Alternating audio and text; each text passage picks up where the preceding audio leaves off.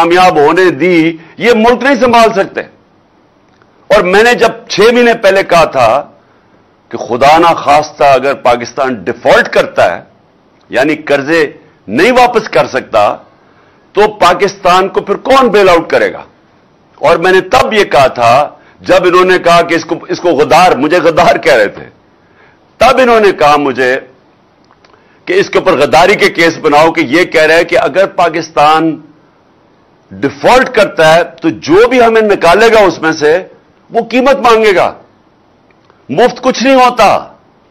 वो अमेरिकन कहते हैं there is no free lunch, कोई मुफ्त में मदद नहीं करेगा।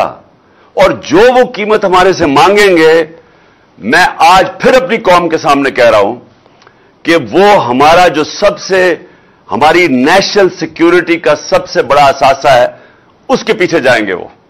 और ये मैंने 6 महीने पहले कहा था अपनी कौम को। और आज जिधर हम अब खड़े हैं, ये जब से चोर ऊपर बैठे हैं, ये हमें उधर ही लेके जा रहे हैं। लेकिन वो नवाज शरीफ को कोई फर्क नहीं पड़ेगा कि अगर हम अपनी नेशनल सिक्योरिटी पे कॉम्प्रोमाइज कर दें, क्योंकि उसके तो पैसे बाहर पड़े हुए हैं। वो तो जब मौका मिलता है बाहर भाग जाता है। जब वो प्राइम मिनिस्टर था, उसने 23 निजी दौरे किए लंदन के। मैं प्राइम मिनिस्टर था 3.5 साल, मेरे तो बच्चे बाहर थे, मैं तो एक दफा भी नहीं किया। हालांकि 2 दफा मुझे दावत मिली इंग्लैंड आने की, क्योंकि मैं हमेशा सोचता था कि मैं तब बाहर जाऊं, हमारा मुल्क गरीब है, हम मकरूज हैं, मैं क्यों मुल्क का पैसा खर्च करूं जब तक कि मेरे मुल्क को मेरे दौरे से फायदा नहीं होगा। ये सरकारी खर्चे के ऊपर प्राइवेट दौरे किए इसने लंदन के। 23 दफा ये लंदन गया। जरदारी 50 दफा दुबई गया निजी दौरों पे। और ये लंदन क्या करने जाता था? पैसे वहां हैं, दौलत वहां है, बिजनेस वहां है, बेटों को वहां बसा दिया है, बरतानिया के वो शहरी बन गए हैं, वो आराम से वहां बैठे हैं। जो जिसके ऊपर करप्शन केस होता है वो वहां भाग जाता है। इसहाक डार बाहर भाग गया, उसके बेटे बाहर हैं। शहबाज, ये हमजा जो सलमान शहबाज है, इसको जब FIA का केस रमजान शुगर मिल रही है जो जिसमें मकसूद चपड़ासी के पास पैसा आ गया था, इसके ऊपर हाथ जाने लगा, ये बाहर भाग गया। बाहर भाग जाते हैं जब इनको खतरा होता है, फिर डील करते हैं, वहां बैठ के डीलिंग करते हैं। फिर डील करके जब इनको पता होता है कि हां जी हमें ग्रीन सिग्नल मिल गया, फिर वापस आ जाते हैं। और वो इसहाक डार सिग्नल लेके वापस आ गया। लेकिन अगर आज भी किसी का ख्याल है कि ये मुल्क के माशी मसले हल कर सकते हैं, तो सवाल तो फिर यह है कि मुल्क को पहले लेके कौन इस स्टेज पे आया, या मुल्क का दिवालिया निकाला किसने? 30 साल तो ये दोनों खानदान बैठे हुए हैं, तो फिर कैसे मुल्क इस स्टेज पे पहुंचा? और मैंने आपको बताया कि हमने एक दिवालिया हुआ पाकिस्तान संभाला 2018 में, और उस पाकिस्तान को उस दिवालिये से निकाल के 2 साल कोरोना के साल गुजरे जो दुनिया में तबाही मची। अपने मुल्क को कोरोना से निकाला, और दुनिया मिसाल देती थी कि जो पाकिस्तान ने कोरोना में जिस तरह अपने मुल्क को संभाला, अपनी माशियत को संभाला, अपने गरीबों को बचाया, वो मिसाल देते हैं कि दुनिया में वो 3 टॉप मुल्क थे जिन्होंने सबसे बेहतरीन तरीके से कोरोना से निकाला।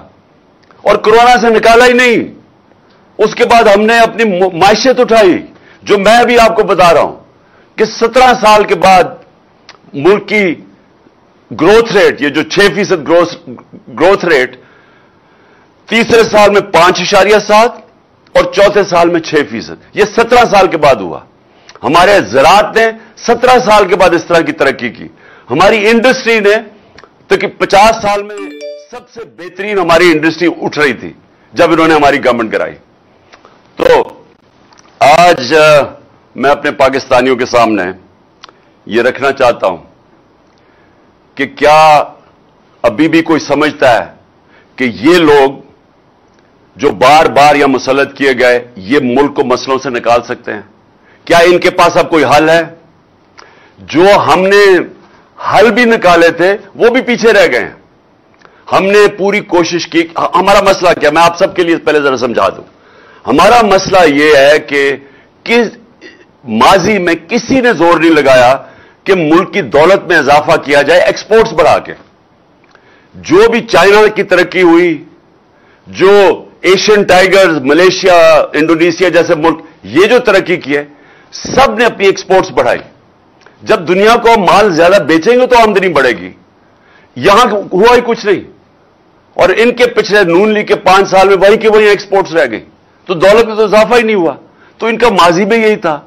तो हमारी कोशिश ये थी कि एक्सपोर्ट्स को, पूरी एक्सपोर्ट इंडस्ट्री को उठाया जाए, पूरे उनकी मदद की जाए, उनको इंसेंटिव्स दिए जाएं, उनके लिए सस्ती बिजली दी जाए, ताकि अगर वो एक्सपोर्ट करेंगे तो मुल्क की दौलत में इजाफा होगा। और उसके अलावा हमने वो प्लान बनाए। टूरिज्म पाकिस्तान में ऐसी है कि हमारे बड़े डॉलर्स आ सकते हैं। हमारी बदकिस्मती के 2 साल कोरोना में टूरिज्म ही खत्म हो गई, लेकिन टूरिज्म के ऊपर हमने प्लान बनाए हुए थे। और तीसरी चीज कि जो बैरून मुल्क पाकिस्तानी है, जो हमारा सबसे बड़ा असासा है, उनको हमने कोशिश की कि वो अपने पैसा पाकिस्तान लेके आए। उसके लिए हमने उनकी मदद की। रेमिटेंसेस जो सबसे तारीखी बड़ी हमारी 30 अरब पे, वो इसलिए बढ़ी कि हमने उनको इंसेंटिव्स दिए, उनके लिए इनाम दिए कि जो ज्यादा पैसा भेजेगा या उनकी अपने बैंकों के थ्रू। और रोशन डिजिटल पाकिस्तान एक नई चीज शुरू की। 5 अरब से उसमें आखिर में पैसा आना शुरू हुआ।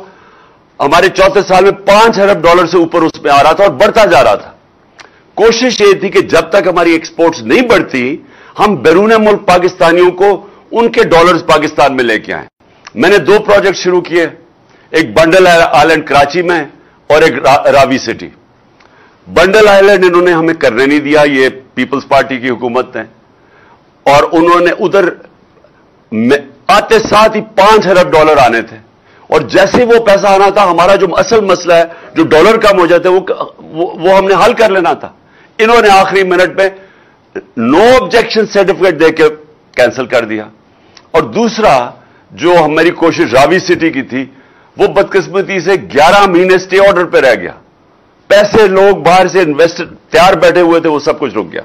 तो हमारी कोशिश ये थी कि डॉलर गैप जो हमारा है, हमारी इंपोर्ट्स ज्यादा हैं, हमारी एक्सपोर्ट्स कम हैं, तो उसके बीच में जो गैप है वो हम इन्वेस्टमेंट लेके आए, ये 2 शहर बना के, टूरिज्म करके, और फिर अपने बैरून मुल्क पाकिस्तानियों को उनको कोशिश इंसेंटिव दें कि वो पैसा अपना भेजें। तो अब मैं जो आखिर में ये मायशत के ऊपर बात, फिर मैं 2 और आपसे बातें करनी है। देखिए, जिधर आज हम खड़े हैं, ये कहते हैं कि जनाब आपको जल्दी क्यों है इलेक्शंस की, इंतजार कर लें साल की। हमें तो कोई मसला नहीं है। तहरीक इंसाफ को तो अल्लाह का फजल है, उसकी कोई खास करम है हमारे पे कि उसने अवाम के दिल हमारी तरफ मोड़ दिए हैं। तो वो तो साल के बाद भी इलेक्शन करें तो इंशाअल्लाह जिस तरह बाय इलेक्शन में स्वीप किया था, हम इलेक्शन भी जीत जाएंगे। लेकिन मुझे जो खतरा 6 महीने पहले से मैं कह रहा हूं, हमारे मुल्क को खतरा है आज। और ये जो आज 64.5% पे पाकिस्तान की रिस्क हो गई कि यानी हम अब कर्जे वापस नहीं कर सकेंगे, और उसकी चांस 64.5% पे आ गई। इसका मतलब कि अगर हम अब इस तरफ जिस तरफ अब निकल गए हैं, पैसा बाहर से अब आना नहीं है, हमारे पास जो आमदनी थी, एक्सपोर्ट्स भी कम होती जा रही है, रेमिटेंसेस भी जिससे डॉलर आते हैं, इन्वेस्टमेंट आनी नहीं है, कर्जे भी नहीं आने, इन्वेस्टमेंट भी नहीं आनी। तो अब हम ये क्या करेंगे? आप इनके पास क्या हल है? क्या वो लोगों के पास ये मुल्कों से पैसे मांगते जाएंगे? वो तो ये मांगे हैं, हर मुल्क के पास गया शहबाज शरीफ, क्या मैं मांगने नहीं आया लेकिन मैं मजबूर हूं। लेकिन वो कितना वो पैसा दे देंगे? असल में तो हमने अपनी मायशत ठीक करनी है, और वो जो ठीक करनी थी वो ठीक हो रही थी, जो मैंने आपको शुरू में बताया है, वो अब ये साजिश की वजह से आज पाकिस्तान यहां फंसा हुआ है। दूसरी बात मैंने आज करनी है, जो मैं हमेशा, ये जो तहरीक जिसमें हम सारे मार्च इस्लामाबाद की वजह इसकी क्या है? हकीकी आजादी। हकीकी आजादी आती है इंसाफ से। जिस मुल्क में इंसाफ होता है वो इंसानों को आजाद कर देती है। इंसाफ, और ये सबको मैं बार बार कहता हूं क्योंकि लोगों ने रूल ऑफ लॉ यानी कानून की हुक्मरानी पाकिस्तान में देखी नहीं, मैंने भी नहीं देखी थी। मैं जब पहली दफा बरतानिया गया, तब पहली दफा मुझे पता चला कि इंसाफ और कानून की हुक्मरानी क्या होती है, तो कानून के ऊपर कोई नहीं होता। तो ये जो आज पाकिस्तान के मसले हैं, ये मायशत के भी मसले, ये सारे फंसे हुए एक चीज के ऊपर, इंसाफ के ऊपर। इंसाफ ना होने की वजह से, कानून की हुक्मरानी ना होने की वजह से लोग गुलाम हैं, एक निजाम के गुलाम बन चुके हैं, क्योंकि कमजोर आजाद नहीं है यहां और ताकतवर कानून से ऊपर है। तो ये जंगल का कानून है, जंगल के कानून के अंदर खुशहाली नहीं आ सकती। ये जो मैं आपको मायशत के बताया है, ये असल में हमारी मुल्क में खुशहाली मायशत तब ठीक होगी जब हम अपने इंसाफ का निजाम ठीक करेंगे। अब मैं आज फिर, और मैं हर रोज अपील करता हूं अपने respectful honourable chief justice Pakistan के 3 आपके पास केसेस हैं, ये तीनों लैंडमार्क केसेस हैं, और ये तीनों केसेस को और कोई तरीका इंसाफ लेने का नहीं सिवाय आपके पास आने का। अरशद शरीफ पाकिस्तान का नंबर 1 इन्वेस्टिगेटिव जर्नलिस्ट, एक मुहिब वतन पाकिस्तानी, एक ऐसा सहाफी जिसके जमीर की कोई कीमत नहीं थी, धमकियां दी गई, डराया गया, FIRs काटी गई, मुल्क से बाहर भगाया गया और फिर कत्ल किया गया, शहीद किया गया। चीफ जस्टिस साहब, इसके लिए आपके सामने हमारे सारे मेंबर्स पार्लियामेंट, सेनेटर्स, इन्होंने आपके सामने पिटीशन रखी है।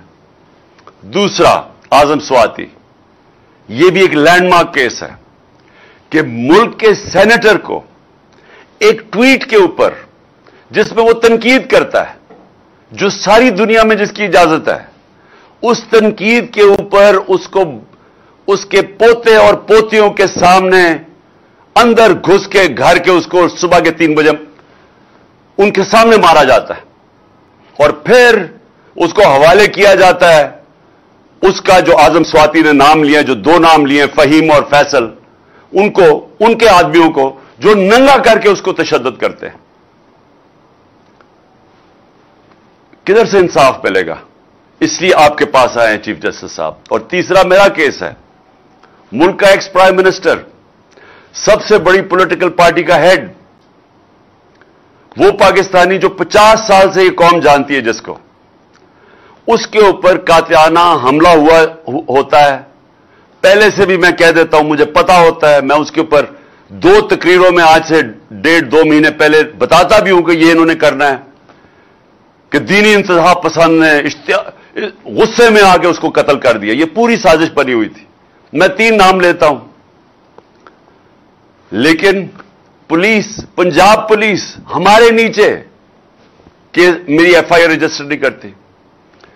फर्स्ट इंफॉर्मेशन रिपोर्ट FIR, ये एक शहरी का बुनियादी हक है। मैं आम शहरी की बात कर रहा हूं, लेकिन वो आदमी जो एक्स प्राइम मिनिस्टर है, अगर उसको वो हक नहीं दिया जा रहा, तो चीफ जस्टिस साहब ये बड़ा हमारे लिए लम्हा फिक्र है। ये एक्चुअली रूल ऑफ लॉ, ना इंसाफ ना होने का एक आपके सामने इससे बड़ा क्या मिसाल हो सकती है कि मेरा ये बुनियादी हक था कि मैं 3 लोग जो मैं समझता हूं इसमें मुलव्विस थे, इनके ऊपर नाम लिखूं। इन्वेस्टिगेशन होगी, हो सकता है ये बेकसूर निकला है, मैं गलत हूं, लेकिन है तो मेरा हक। तो हमारी हुकूमत होते हुए पुलिस ने कहा जी हम नहीं कर सकते, क्योंकि वो बहुत ताकतवर लोग हैं। पुलिस हमें क्या कहती है? पुलिस वो कहते जी अगर किसी मुझे इस ओहदे से उठा दे, किसी और को बैठा के ये करवाए, मैं नहीं कर सकता। वो बहुत ताकतवर लोग हैं। तो यही तो मैं कह रहा हूं कि ताकतवर के लिए एक कानून, कमजोर के लिए दूसरा। मैं बार बार लोगों को वो नबी सल्लल्लाहु अलैहि वसल्लम की हदीस इसलिए बताता हूं कि तुम्हारे से पहले बड़ी कौमें तबाह हुई। जब ताकतवर जुर्म करता था उसको नहीं पकड़ते थे, जो कमजोर जुर्म करता था उसको सजा मिलती थी। ये है आज हमारी तबाही का बायस। अगर एक चीज हमारी तबाही का सबब है वो ये है, और ये हम 3 लोग हैं वो तो। और इसलिए चीफ जस्टिस साहब आपकी तरफ हम देख रहे हैं, क्योंकि हमें और कहीं उम्मीद नहीं है। और मैं इसके साथ साथ एक और चीज कहना चाहता हूं। इलेक्शन الیکشن کمیشن نے کنٹیمپٹ ہمارے اوپر کیا، میرے پہ، لوگوں پہ.